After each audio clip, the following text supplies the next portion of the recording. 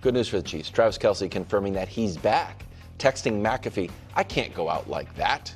Going out like that, a reference to the absolute bludgeoning the hands of the world champion Eagles. Did you see this game? It was horrible. Was it? I didn't. Oh my God. He didn't have a catch in the first half, and then there's some stuff on if you look at the all 22, he's just sitting in, and he's supposed to be missing blocks. No, and then they finally start scoring, but Sirianni's cover with Gator, it was a disaster. It was really bad. He killed it in the AFC Championship game. No, he didn't do much. Oh, he didn't? All right, you guys go. It was really. No, you guys go. That's this weird. is I just want to unbelievable. set the table. I know you don't. You don't. You don't. He said it. I can't go out like listen, that. Hey, buddy. Nobody told you, to take a premature week off last week when we were still talking Super Bowl on this show. We have now. It is March. I know. It's free agency. That's why I want it's people to franchise remember. tag. We are turning the page to 2025. Also known as What is this? revenge season. Revenge season. Revenge season. That's right. What? I don't get what. Who are you taking revenge on? Who Just are the revenge Eagles? on? The Eagles. They're on the schedule. The Eagles, and then I haven't quite figured out everyone else. But I'm telling you, Travis Kelce, big piece of it. Now, again, Coach will remember this. I said I had a feeling he was coming back. Yeah, I didn't feel comfortable with McAfee breaking the news because I feel like you broke that news No, way. I didn't break the news. Oh, I made it very, very clear. In fact, I was not breaking news. I made it very clear. I had talked to no one. That it was just my gut your instinct. gut. Call it my intuition, my Kansas City intuition that he was not going to go out that way, and I was, of course, right. So here's the thing. Rashee Rice, Xavier Worthy, plus one more receiver to be named later. Hollywood's a free agent. Okay. I don't know if he's going to come back or not. Devontae Adams. One more wide receiver to be named later. I like that. Isaiah Pacheco a little healthier, plus a running back that I think they're going to draft. And Kelce, and we'll be a little closer to the Chiefs offense everyone fell in love with. Which I know that, listen, I know going 15-1 and making the Super Bowl was a mortifying year for the team. I'll be honest. It was a nice story. It was disaster. It made where Wilds does a 90-second stand-up comedy routine about what an embarrassment of a season it was. But I think Travis will be. I think the weight of the three-peat weighed on him and Patrick the most, and I think that you saw it from Travis throughout the year, and I also think the weight of his life turning into what his life turned into. And so I think he'll be better next year. Wait, didn't the season start for the Chiefs right before the AFC Championship game? Yeah, that's why I said it weighed on him. So that one game season It weighed was on him. really Yeah. boxing match. No. Hold on. To be clear. The games started with the AFC Championship game. They had more practices than any team in the league. And those are hard, full contact. Yeah. They bring in Fully referees, padded. fans, Yeah. the whole thing. They whole put them thing. on TV. Yeah, it's like people Ohio can State, bet on them. red and white exactly team where like, wow, right. the stadium's and So so realistic. exactly. So none of those. So the season started when it started for everyone. The games didn't start till the AFC Championship game. I mean, that's very obvious. I'm really happy that he's coming back, and I think that you're going to get the best version of Travis. And I think the main there's a few reasons. This offseason should probably be a lot more calm than last year. Yep. A lot of the outside of football things are in terms of opportunities and The era relationship. score is all over, that you're stuff saying. has settled down. And I also feel like this is probably going to be his last year.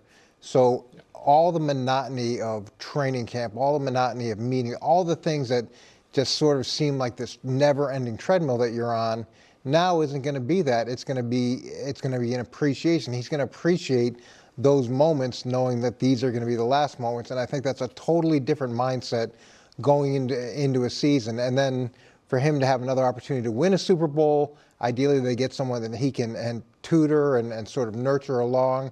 This, to me, is a great chance for him to finish the way he wants to. And I also feel like you're probably going to get the performance that we're used to seeing, or whatever the best version of Travis Kelce is, we'll get this season. So even though they did get bludgeoned in the Super Bowl, and it was it bad? I didn't see the second half. It was bad. The second half, at the end, it got over. In any event, They're running out the clock with like 8 minutes. I went through. I just pulled up all the tight end stats. Travis Kelce, still pretty good. Well, that's like the way coach off making for a while. for him. 85 catches. 50, 97. If he'd Oh, had was that 97? 50 Yeah. fewer catches and 220 less yards next year, that would be Kyle Pitts' year. If he had 40 fewer catches and 330 less yards, fewer yards, that's Jake Ferguson's year. Hunter Henry, who I thought played great. Yeah, I'll go into the team store, buy a Hunter Henry jersey. Travis Kelce had 150 more yards and 33 more catches than Okay, Hunter. well, I do think, to Hunter be Henry was fair, great. I don't think a lot of people thought, watched Hunter Henry this year and like, he was But he was great. good. So, He was good. Yes, no, he was. That's what I'm saying. Right, but he Were was. the the jerseys sold out when you went into the team store? God darn it, he had lots of jerseys. It's the yards per catch. I don't really. The touchdowns are a variant, like year to year. It's the yards per catch. It's 97 catches and not 900 yards, which jumps out to people. 8.5. Yeah, and so that's. But so one last thing before we go. I agree with Coach. We did go to Williams College, visit my son Luke for his 19th birthday. Oh, happy birthday, Luke. I was still cold there, too. Debo headed to D.C. San Fran sends Debo to the Commanders for a fifth-round pick, 670 yards, 3 touchdowns last year in the air, around 140 and a touchdown on the ground, both down from his 2023 campaign when he had 12 touchdowns. So, Coach, we'll start with you. Do you like this move for York? Are they still your Commanders? Because they were your Commanders last year. I don't know if you kind of wiped the slate cleans, but I'm calling them your Commanders. I feel like everybody now is on the bandwagon, so it's going to be hard for them to be my Commanders. right. But I do absolutely love this move. I think this is fantastic. And to me, this makes so much sense. We've got a young quarterback in a division with the Super Bowl champions, and you've got a little bit of an arms race, and you've got to do what you can to help support them. And I think with Washington's cap space, which is significant, they can make this move without too much problems. A fifth-round draft pick I don't think is unreasonable at all. And maybe Debo's not exactly what he was. He doesn't return to total form. It's still a significant weapon, both as a receiver, and then he gives you the versatility to do whether you want to use him as a runner, whether you want to use him on gadget plays. He's an East Coast guy, grew up in South Carolina, so maybe being back home, closer to family, that could help him too. I think this will be the all-in type of offseason for Washington.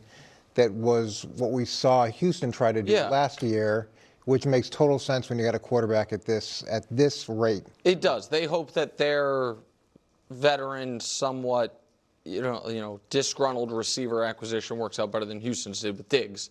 Obviously, Stephon got hurt last year. He wasn't really having massive production pre-injury. I don't hate the move because I never hate a one-year move. Yeah. You know what I mean? And so, but few beliefs of mine that I must stay true to. Don't love older wide receivers. Deebo Samuel's 29.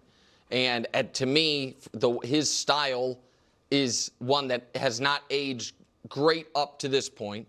I don't love the fact that they have now traded away a third, fourth, fifth-round pick because they traded the third and the fourth for Marshawn Lattimore. That didn't work out last year. He was hurt most of the time, but they do at least have him for 2 more seasons. I also am curious to see how much he will thrive outside of the Shanahan offense.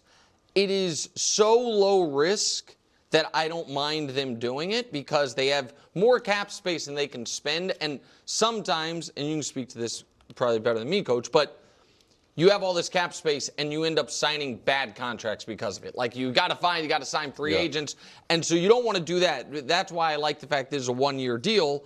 I am a little nervous that this team might maybe think it's a touch closer than it actually is. Because listen, they were in the NFC Championship game. I understand that, and they got beat in that game the way my team got beat in the Super Bowl. The Eagles were just rolling at that point in time. Give them credit.